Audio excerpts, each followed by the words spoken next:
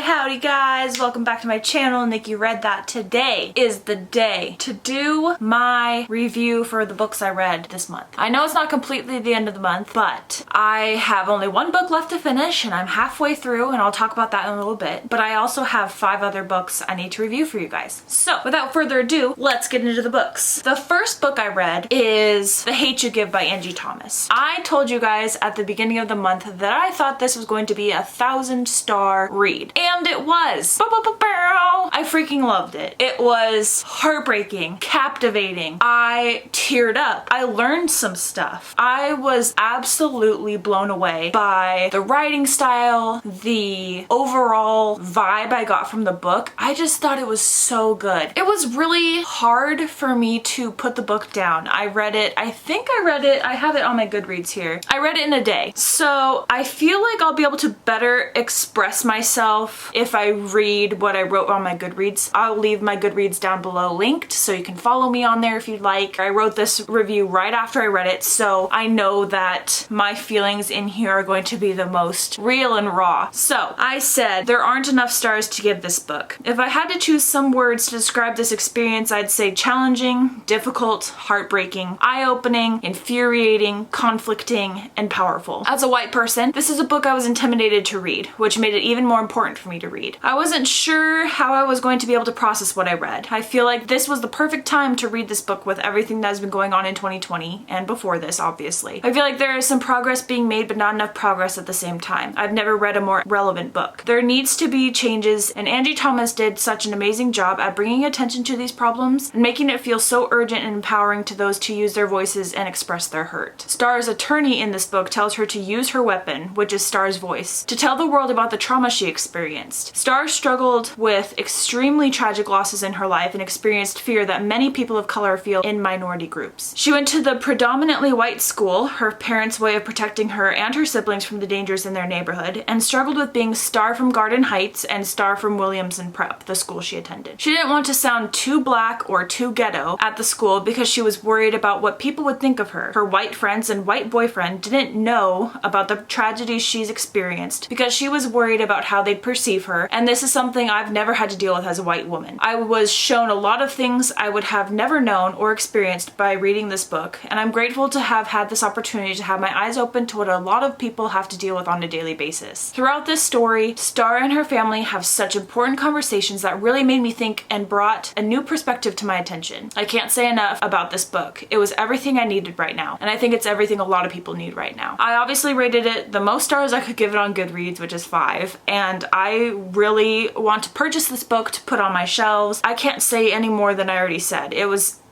absolutely amazing. It was probably the best book I've read of 2020 by far. It was great. It's so funny because this was the first book I read this month, and I just honestly didn't feel like there was any books that would match it. And obviously by match, I mean like get 5-star rating from me, and it wouldn't at all compare to what I had previously read, but I did read other great books this month. So moving on, I read Caraval by Stephanie Garber. I gave this book 4 stars. It took me a little bit to get into it. I have read The Night Circus, and I was kind of expecting it to give off those types of vibes, but it is extremely atmospheric. It's extremely addictive. It follows 2 sisters, and one of them is obsessed with this Caraval game that this man puts on, Legend, and he has finally wrote back to her after years and years of her writing to him. Her name is Scarlett, and he finally gets back to her and invites her to compete in this game, or to experience this game. And her sister and her sister's name is Donatella, but they call her Tella. So Scarlett and Tella are very close, and they have an abusive father, and they are feeling pressured to get out of this life, and the only way out is to marry and to find a way out that way financially. Tella doesn't want to marry. She wants to find somebody on her own and not be paired with somebody. And so they go to this Caraval, and it's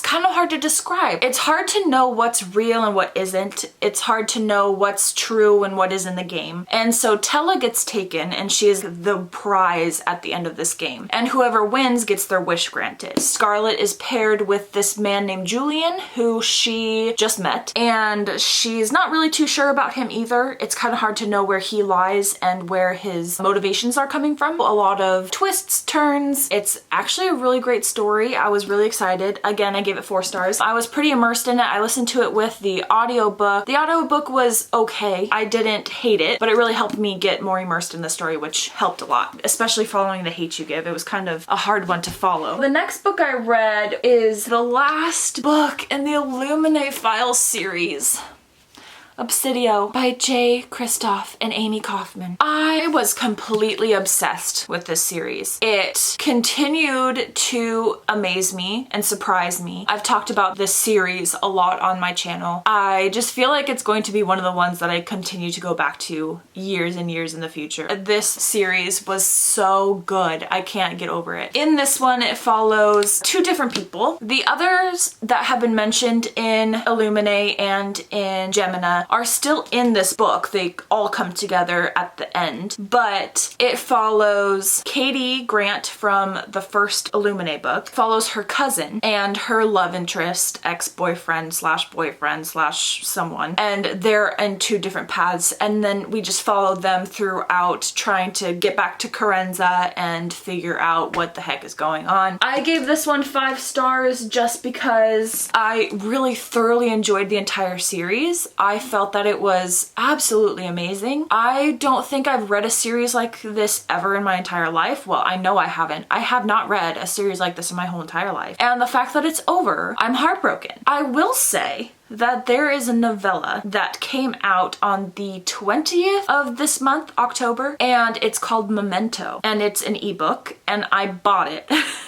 As soon as it was announced, my friend Shelby told me about it. I was obsessed. I purchased it, like, without even knowing anything about it, and it talks a little bit, I think, about Aiden, the AI. It talks about his coming of being, I think. It just goes a little bit more into his history and all of that stuff. So, amazing. Again, plot twists. Things surprised me. I cried. I was angry. I had feelings. And I will not ever forget how important this series has been to me. You're gonna see a little bit of a separate review for the Illuminate Files series that my friend Shelby and I are doing later in November, and you'll see that pop up too. The next book I read is Harry Potter and the Half-Blood Prince by J.K. Rowling. This one hurt, y'all. This book hurt. It hurt me so bad. And I knew everything was coming. Everything that happened I knew was coming because I've seen the movie series. I've seen it so many times. I know exactly what's gonna happen. But when it's written in the book, you just get so much more involved emotionally, I think. And reliving it in writing is so much more painful. This book was great. I loved it. I obviously gave it 5 stars. I've given, I think, every single book in the Harry Potter series so far 5 stars. Only because it just means the world to me. It's just such a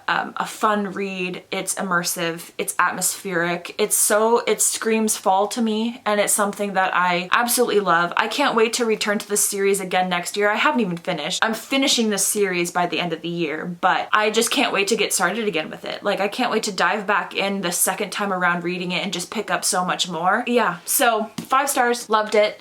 I'm not gonna go into great detail about it because I'm pretty sure everybody and their mom has read this or seen the movies, so if you want to know more, I will do a deeper review of the Harry Potter series once I finish it. The last book I have finished, other than the book I'm currently reading, Love from A to Z by S.K. Ali. Oh, guys, this book really surprised me. I would say that this is the most surprising read of the year for me. I have had this on my shelf for probably 7 months, and I never had this really big desire to pick it up. Like, it never really drew my attention. Obviously, I kept it on my shelves because it intrigued me, but I never was really quick to pick it up until this month when I was not forced, but it was something that was really on my radar to read this month, and I'm so glad I did. This book, it truly surprised me. I wasn't expecting it to cover the topics that it did. I learned so much, and I learned a lot from the perspective of the main male character as well. I'm gonna try to unpack this a little bit for you guys, okay? So this is following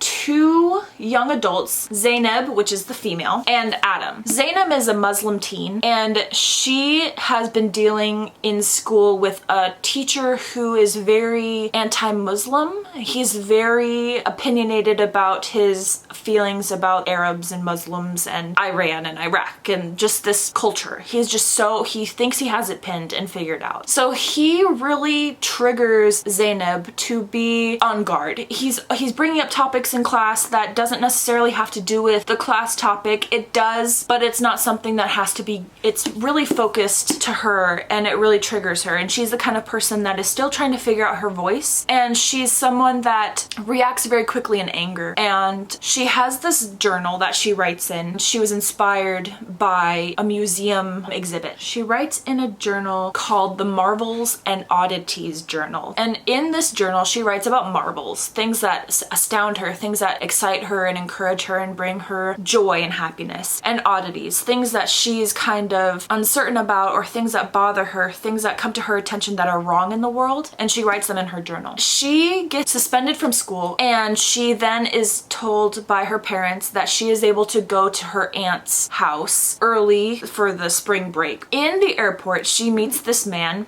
Adam. He actually also is Muslim, and he doesn't fit the typical stereotype for a male Muslim, and so he doesn't really get a lot of the prejudices or the assumptions that Zainab gets put on her just because of her culture and the way she dresses. She's extremely tethered into her Muslim background and faith and heritage, and so she wears a hijab, she dresses modestly, so she experiences a lot more prejudice and hate than Adam does. And so it's pretty interesting to see the perspective. So Adam in the airport sees Zainab writing in her oddities and marvels journal, and he has one as well. So he automatically wants to get to know Zainab on a deeper level. He thinks she's beautiful, and he finds that the fact that she's writing in the same type of journal as him, she must understand him on a deeper level. That's why he's encouraged to meet with her and talk to her. Through serendipitous happenings, they continue to bump into each other. They continue to meet and cultivate a strong relationship together. Adam has his own things going on. He was in college and he dropped out just because he was having medical issues, and it talks a lot about his medical issues in the book, and I won't spoil that for you guys. I learned a lot about the Muslim culture. I learned a lot about their beliefs and why they believe those things, the inner peace that they strive for and how that pushes them along in life and helps them deal with daily things, and kind of how they try to stay under the radar because they don't want those prejudices placed on them. And Zainab's journey to try to find her voice in it and feel like she can stand up for herself and talk to people about the fact that they don't have a right to treat her that way and the way they treat her is wrong. I really learned a lot about those things. I never really expected that, and it was cool because of Adam's ethnicity and because of his background, culture, and all of these things, and how he's not perceived outright as a Muslim, he was able to see the prejudices placed on Zainab while they were hanging out, and the things that she had to think about and deal with, and the things that she had told him has happened in her life due to her culture and her background and her beliefs. She was able to teach him, and through his learning, I was able to learn what that looked like as well. So I thought S.K. Ali did such a great job of expressing that to the reader and for us to experience what that looks like through Adam's eyes. So I thought this book was so good. I want everyone to read it. I thought it was beautiful. The romance in here was so cute and pure. I don't believe I had any complaints about this book. I gave it 5 stars just because I really learned so much. I wasn't expecting to learn so much about the Muslim culture and faith. I should have assumed that you would, but it was such a great surprise to me. So this book was absolutely wonderful. I highly recommend it to anybody who wants to read it. If it's on your TBR, bump it up. Now's the time to read it. It was beautiful. The next book I'm reading currently is That Arc, Love Your Life by Sophie Kinsella. So far, I'm really loving it. I'm about 59% through it. I have a couple more days before the end of the month to finish it, and I'm definitely going to. I read you guys a synopsis at the beginning of the month, so if you haven't seen that, go ahead and check it out. I will link it down below for you guys to find quickly. So far, so good. I will say though, I'm getting kind of irritated with the main character, Ava. She kind of bothers me. She's kind of intense. She obviously meets this guy at a writing retreat and they get to know each other. Apparently they fall in love, and that's that's not necessarily the thing I have an issue with. The thing I have an issue with is her obsessiveness. They definitely have things that they need to iron out. They have things that differ between them, and Ava really tries to push those things under the rug. Because she's in love, it has to be this way, and they can't disagree on anything. And if they do, they just need to not address it, and it's fine. There's just a lot of red flags happening right now that I'm at in the book, and it's just kind of irritating me. It's driving me crazy that they're not discussing these things, and that she's just so willing to be like, well, I love him, so these issues shouldn't matter, is unrealistic. I know that. Being married myself, I can see how those are severe issues, and if she's really considering being married, it's not something that you can realistically go into this marriage with all of these red flags on both sides, things that they both don't like about each other. Those are things I hope they iron out. Those are things I know there's gonna obviously come to a head because they literally disagree about so many things. She's a vegetarian. He never wants to be a vegetarian. He's never going to conform to vegetarianism. He is a meat eater and he loves it. She's obsessed with her dog. I get it. I'm obsessed with my dog Nuke. I literally would die for him. And she's the same way with her beagle Harold. And I get that. Your dog is your boy. He is like everything to you. I get that. But she is putting her dog's comforts above his comforts. They just have different ways of dealing with animals in his home. Those are some things that are coming to be an issue. She has very extremely opinionated friends, and that's not a problem to have opinionated friends, but expecting them to be best friends with her new boyfriend, they're butting heads and they're not seeing eye to eye. Matt doesn't really like her friends right now. They're kind of a lot for him to handle, and her friends are people that are trying to speak truth to her about the things that she's seeing that are red flags, and she's not being honest with them about the red flags either. She's just like continuously being dishonest with them about how the relationship is going. Oh, he's perfect. We are 100% compatible. The meeting with his family went well, and they love me and I love them, and she's just being very dishonest to everyone, including herself, and that's where I'm having an issue. So all that to say, I hope they clear it up, or else I'm not going to be rating this very high, only because she's driving me absolutely insane, and I haven't had a character drive me super crazy in quite some time. So I'm hoping they clear it up, and I'm hoping it ends well, but I still have some ways to go before things can come to a close on that. That's all my reviews I have for you. Sorry this was a long video. I'm going to try to cut it down as much as I can. I will be back soon with my next video. I hope you guys are having a wonderful week so far. I can't wait to show you guys what I have coming for November. So please like and subscribe. Comment down below what you thought of my reviews of these books. Maybe give me some suggestions of what I should read next, things that you want to see me read next year. Let me know what I should have added to my TBR that is a must read for you. Also, let me know what your favorite read of 2020 has been so far. I know it's been a crazy ride, but I know you found some favorites, so let me know what those are so I can add them if they are not already on my TBR. Thank you for watching, you guys. I will see you in my next video.